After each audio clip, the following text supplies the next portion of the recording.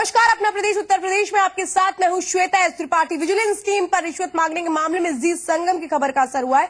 सरकार ने vigilance team के खिलाफ जांच शुरू कर दी है। डीजीपी ने सीसीटीवी फुटेज के आधार पर यह जांच शुरू की है। एलिन कंपनी के सीसीटीवी फुटेज में देखा गया कि विजिलेंस टीम रेड डालने के बाद दोबारा कंपनी के दफ्तर गई थी। डीजीपी ने खुद जी संगम की खबर का हवाला दिया था। तो जो सीसीटीवी कैमरे में बातचीत रिकॉर्ड हुई, तस्वीरें रिकॉर्ड हुई, इसके बेसिस पर अब ये एक्शन लेने की तैयारी हो रही है। डीजीपी ने खुद जी संगम की खबर का हवाला दिया है। हमने आपको खबर दिखाई थी कि किस तरीके से रेड डालने के बाद दोबारा अधिकारी अंदर गए और साफ तौर पे यहां नजर आ रहा है कि कैसे रिश्वत की मांग भी की गई और इसके बाद अब सरकार ने विजिलेंस टीम के खिलाफ जांच शुरू कर दी है। डीजीपी ने सीसीटीवी फुटेज के आधार पर ही जांच शुरू की है। एलिन कंपनी के सीसीटीवी फुटेज में ये देखा गया कि विजिलेंस टीम रेड डालने के बाद दोबारा कंपनी के अंदर गई थी और हमने ये खबर आपको दिखाई थी, जिसके बाद अब हमारी ही खबर का हवाला भी दिया गया और अब जांच शुरू की गई है।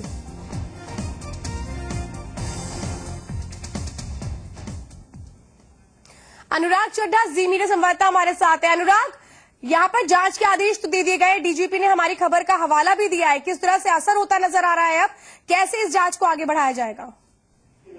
देखिए श्वेता, ये मामला पिछले 10 दिनों से सरकार के संज्ञान में था, लेकिन किसी तरह की जांच अभी तक गठित नहीं की गई थी। लेकिन जैसे ही हम लोगों ने इस मामले को उठाया, जी संगम की खबर का असर ये हुआ कि यूपी के डीजीपी ने इस मामले की जांच बिठाई और जो विजिलेंस टीम के एसपी हैं उनको ये निर्देश दिए कि जो एलिन इलेक्ट्रॉनिक्स कंपनी है वहां पर वो जाएं और जो सीसीटीवी फुटेज में विजिलेंस के अधिकारियों की बातचीत है उसको देखें, वहां से उसकी रिकॉर्डिंग ले और उसके बाद शासन को पूरी जांच सौंपे। अगर विजिलेंस के अधिकारियों की गलती पाई जाती है तो उनके खिलाफ कार्रवाई की जाएगी। इसके अलावा उन्होंने ये बात भी कही है कि अगर विजिलेंस को छापेमारी करनी थी तो एक ही दिन में हो सकती थी, लेकिन एक दिन विजिलेंस की टीम जाती है, फिर दूसरे दिन जाती है, ये बात बिल्कुल समझ से परे है।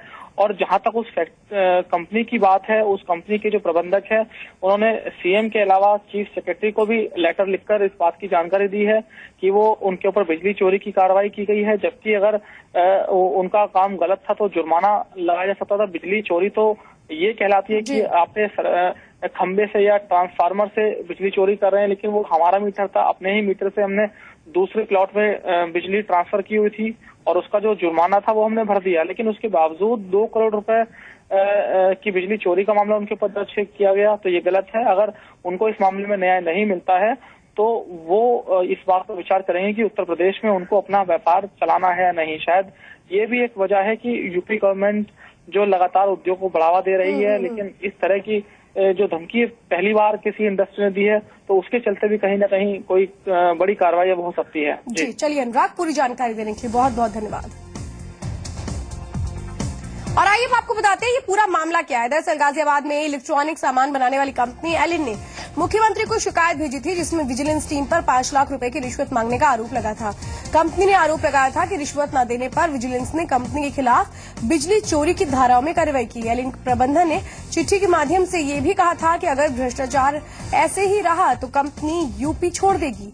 कंपनी के मुताबिक 8 मई को अशोक सोनकर नाम का दरोगा अपनी टीम के साथ आया और बिजली चोरी का आरोप लगाते हुए पेनाल्टी मांगने लगा। इसके अलावा 5 लाख रुपए लेकर मामले को रफा दफा करने की बात भी कही गई। पैसे न देने पर 9 मई को कंपनी पर 2 करोड़ का जुर्माना लगा दिया गया। हालांकि बिजली विभाग अभी भी कह रहा है कि बिजली की गलत तरीके से सप्लाई की जा रही थी, जिसकी जांच हो रही है। तो वही कंपनी का साफ तौर पे कहना है कि अगर ऐसा मामला था तो फिर जुर्माना लगाया जाना चाहिए था।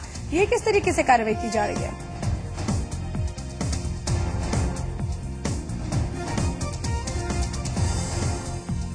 इसमें क्योंकि उपभोक्ता ने कंपाउंडिंग की सुविधा का लाभ लिया है और उसकी विजिलेंस की रिपोर्ट के आधार पर अधिशासी अभियंता को जो नियमानुसार जो असेसमेंट की धनराशि है उसका बिल बना के उपभोक्ता को देना है और उपभोक्ता द्वारा उसका फिर भुगतान किया जाना होगा। जब तक अधिशासी अभियंता इसमें असेसमेंट नहीं करेंगे कुछ भी कहना मुश्किल होगा, लेकिन शायद ये संभवतः ये कुछ लाख रुपए ही होगा। जो बोले 5 लाख रुपए दे दीजिए, इसको हम खत्म कर देंगे।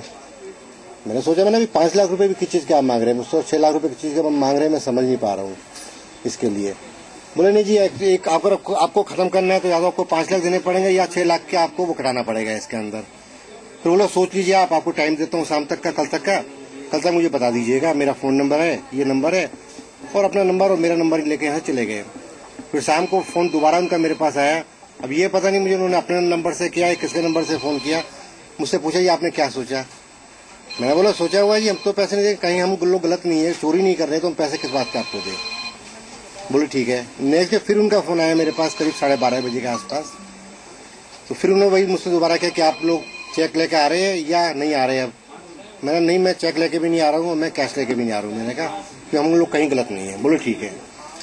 इसके बाद 2:30 बजे का टाइम हुआ। मेरे ख्याल से 2-3 विजिलेंस की टीम हमारी कंपनी में आ गई। उसमें 3 इंस्पेक्टर थे, 5-6 सब इंस्पेक्टर थे, 30-40 कांस्टेबल थे उसके अंदर। आते बोले जी आपका ये कनेक्शन इलीगल है बिल्कुल, और सबसे पहले तो आपकी लाइन काटी जाएगी। आते ही उन्होंने सबसे पहले पावर हाउस फोन किया, लाइन कटवा दी मेरी। लाइन डिस्कनेक्ट करने के बाद जो है बैठ गए, बोले जी आपके ऊपर ये पेनल्टी लगेगी 2 करोड़ रुपए की। मैंने 2 करोड़ की पेनल्टी, कल तो 6 लाख की पेनल्टी की बात करते हैं आप, आज ये 2 करोड़ की बात हो गई। गाजियाबाद की इलेक्ट्रॉनिक्स कंपनी एलिन पर जब से विजिलेंस विभाग की टीम ने रेड की है, तभी से उसकी कार्रवाई पूरी तरह से संदेह के घेरे में है। एलिन कंपनी के प्रबंधकों ने सीधे तौर पर यह आरोप लगाया है कि जब विभाग की टीम को उन्होंने रिश्वत नहीं दी तो उनके खिलाफ बिजली चोरी के मामले में एफआईआर दर्ज कर दी गई, जबकि सच्चाई ये है कि ये कंपनी 50 लाख रुपए से ज्यादा महीने का बिल विभाग को पे करती है। 8 और 9 मई को 2 दिन विजिलेंस की टीम यहां पर आती है, उनसे लगातार डिमांड की जाती है, और जब डिमांड उनकी पूरी नहीं हुई तो इस कंपनी को बदनाम किया जाता है। फिलहाल उत्तर प्रदेश के मुख्यमंत्री अखिलेश यादव को शिकायत भेज दी गई है और मुख्यमंत्री के आदेश पर विजिलेंस की टीम के खिलाफ जांच भी शुरू हो गई है, और ये माना जा रहा है कि जब वो जांच पूरी होगी उसके बाद बहुत बड़े स्तर पर कार्रवाई होगी, क्योंकि एलिन कंपनी के प्रबंधकों ने सीधे तौर पर यह बात कही है कि गाजियाबाद के अंदर बिल्कुल भी व्यापार करने का माहौल नहीं है। अगर उनको इस मामले में न्याय नहीं मिलता है तो वो उत्तर प्रदेश को छोड़कर किसी दूसरे प्रदेश में अपनी यूनिट लगा लेंगे। अगर ऐसा हुआ तो गाजियाबाद के लिए ये बहुत बड़ी बात होगी, क्योंकि अब से पहले गाजियाबाद इंडस्ट्री का बड़ा हब हुआ करता था, औद्योगिक क्षेत्र इसको कहा जाता था, लेकिन लगातार व्यापारियों के साथ जो दिक्कतें होती हैं उसकी वजह से व्यापारी यहां से पलायन करेगा। इस मामले को लेकर जो स्थानीय पावर कॉर्पोरेशन के अधिकारी हैं और विजिलेंस के अधिकारी हैं उनमें आपस में तकरार बनी हुई है, क्योंकि उनका ये कहना है कि विजिलेंस अगर यहाँ पर रेड करती है तो एक दिन में आकर वो पूरी कार्रवाई कर देती है, लेकिन दूसरे दिन आने का कोई औचित्य नहीं बनता। यही सबसे बड़ी बात है कि विजिलेंस टीम के ऊपर लगातार सवाल खड़े हो रहे हैं। गाजियाबाद से कैमरामैन सौरभ के साथ अनुराग चड्ढा, जी मीडिया। और इधर कानपुर में डीएम के निर्देश पर सभी पान मसाला कारोबारियों के यहां सेल्स टैक्स, एफडीआई और जिला प्रशासन की संयुक्त टीमों ने आज छापेमारी की। दिन भर चली छापे की कार्रवाई फिलहाल खत्म हो गई है। नयागंज, ट्रांसपोर्ट नगर और दादानगर में 5 एसीएम के नेतृत्व में 5 टीमों ने नामी गुटखा कारोबारियों के कारखाने पर छापेमारी की और बड़ी मात्रा में सुपारी का स्टॉक, गैम्बियर और केमिकल पकड़ा है। एफडीआई ने सैंपल को जांच के लिए भेज दिया है। सेल्स टैक्स टीम ने व्यापारियों के स्टॉक की भी जांच की, जिसमें बड़े पैमाने पर नॉन टैक्सेबल सामग्री देखने को मिली है, लेकिन ये अनियमितता किस स्तर की है इसका खुलासा नहीं हो पाया है। एसीएम प्रथम के मुताबिक डीएम के निर्देश पर हुई छापेमारी में जांच की गई, कहीं तंबाकू युक्त गुटखा तो नहीं बनाया जा रहा है, साथ ही सामग्री के मानकों की भी जांच हुई है। इसका उद्देश्य है कि ये देखना कि यहाँ पे तंबाकू उत्पादों का प्रयोग करते हुए गुटखा तो नहीं बनाया जा रहा है। जो व्यापार कर की जो चोरी है एक उसका एंगल चेक करना है, और जो प्रोडक्ट बन रहा है वो स्वास्थ्य के मानक उनके अनुकूल है कि नहीं है। इस उद्देश्य को लेकर आज ये कार्यवाही हो रही है।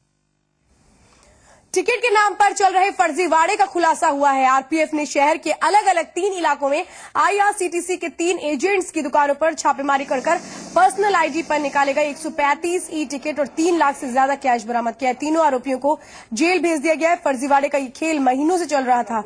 आरपीएफ को सूचना मिली थी कि इलाहाबाद के आईआरसीटीसी के कई एजेंट पर्सनल आईडी पर ई टिकट निकाल रहे हैं। शहर में कई एजेंट ने फर्जी पर्सनल आईडी बना रखी है और इस पर ई टिकट बुक करते हैं। सबूत जुटाने के लिए आरपीएफ ने कटरा में एजेंट रतन कुमार वर्मा, शाहगंज में बलविंदर सिंह और शाहगंज में सुविधा ट्रेवल्स के तारिक अहमद के पास अपने लोगों को भेजा। आरपीएफ के लोगों को तीनों ने पर्सनल आईडी पर कंफर्म टिकट निकाल कर दे दिया और इसके बाद आरपीएफ इंस्पेक्टर बीपी सिंह ने तीनों एजेंट की दुकानों पर छापेमारी की और रतन के पास से 62 ई टिकट और 98,115 रूपये, बलविंदर के पास से 7 ई टिकट और 6,400 रुपए, जबकि तारिक के पास से 66 टिकट और 1,96,930 रुपए बरामद किए गए। जांच में IRCTC के लोगों की मिलीभगत की बात भी सामने आई है। फर्जी आइडेंटिटी पर ईमेल आईडी और आईडी पर उन लोगों ने जो है टिकट बनाने का एक अपना अभियान बना रखा था, जिसमें 3 लोग अरेस्ट हुए थे। उनके पास से 135 टिकट और करीब 3,02,000 रुपए बरामद हुए। उनको अंडर सेक्शन 143 रेलवे एक्ट में केस दर्ज किया गया है। उसमें 3 लोग हैं। तीनों लोगों को RPF कस्टडी में लेकर के और मजिस्ट्रेट को पेश किया गया। नोएडा पुलिस ने एक ऐसे गिरोह का खुलासा किया है जो साइबर क्राइम के जरिए लोगों का डाटा हैक करके उनके बैंक खाते से पैसे साफ कर दिया करते थे। इन लोगों ने अपना रैकेट कई राज्यों में फैला रखा है और अब तक ये कई हजार लोगों को चूना लगा चुके हैं। पुलिस ने इस गिरोह के 5 सदस्यों को गिरफ्तार किया है। प्रताप, मंसूर, मंजीत, सचिन और विश्वनाथ नाम के ये शातिर ठग पहले तो लोगों का डाटा कलेक्ट करते थे और फिर उन्हें कॉल कर मोबाइल टावर, रिचार्ज कूपन और गिफ्ट वाउचर का लालच दिखाकर उनकी बैंक डिटेल लिया करते थे और फिर उनके खाते से पैसा साफ कर देते थे। भारतीय स्टेट बैंक की फ्रॉड कंट्रोल यूनिट को अपने कस्टमर्स के साथ धोखे की शिकायत मिली थी, जिस पर पुलिस को जानकारी दी गई और इसके बाद इन बदमाशों पर नोएडा पुलिस की साइबर क्राइम सेल ने शिकंजा कसा है। पुलिस ने इनके पास से लैपटॉप, कंप्यूटर समेत 225 फर्जी सिम कार्ड और करीब 115 फर्जी वोटर कार्ड भी बरामद किए। कई पासबुक और चेकबुक भी बरामद की गई है। कुछ वॉकी टॉकी फोन भी बरामद किए गए हैं। पुलिस की माने तो ये लोग अब तक हजारों लोगों को अपना शिकार बना चुके हैं। स्थित पुलिस और साइबर क्राइम यूनिट जो है गौतम बुद्ध नगर की, उन्होंने एक बहुत बड़े गिरोह को पकड़ा है जो कॉल सेंटर चलाते थे और कॉल सेंटर में डेटा लेके लोगों को ठगी करते थे। ये ठगी ऑनलाइन होती थी। इसमें टावर लगाने के नाम पर या उनकी फाइनेंशियल इंफॉर्मेशन जो होती थी उनके नाम पर उनसे बात करके किसी तरह से उनका CVV नंबर प्राप्त कर लेते थे और क्रेडिट कार्ड से ट्रांजैक्शन कराते थे। और इस वक्त एक बड़ी खबर आ रही है। IAS के पदों पर गैर IAS की तैनाती का IAS एसोसिएशन ने कड़ा विरोध किया है। एसोसिएशन ने आरोप लगाया कि दिल्ली, यूपी और उत्तराखंड में नियमों का उल्लंघन हो रहा है। IAS एसोसिएशन ने राज्य सरकारों से अपील की है कि इसका कानूनी तरीके से पालन हो।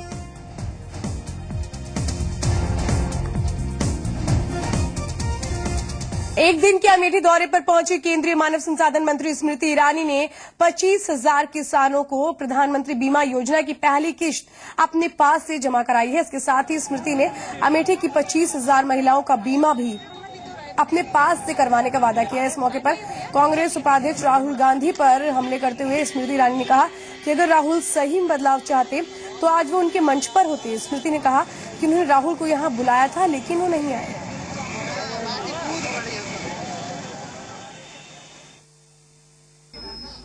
और 1 साल पहले अमेठी की हकीकत की परतें जब धीरे धीरे खुली तब इस बात का एहसास हुआ कि अमेठी की जनता ने, सलोन की जनता ने आज तक राजनेताओं को जितना प्रेम दिया उतना प्रेम उनकी झोली में कभी वापस नहीं लौटा।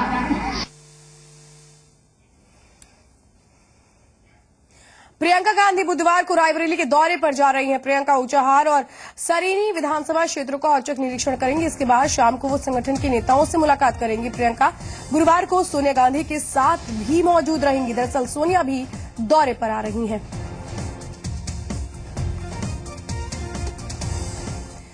अपने विवादित बयानों को लेकर सुर्खियों में रहने वाले साक्षी महाराज ने राम मंदिर मामले पर बयान दिया है।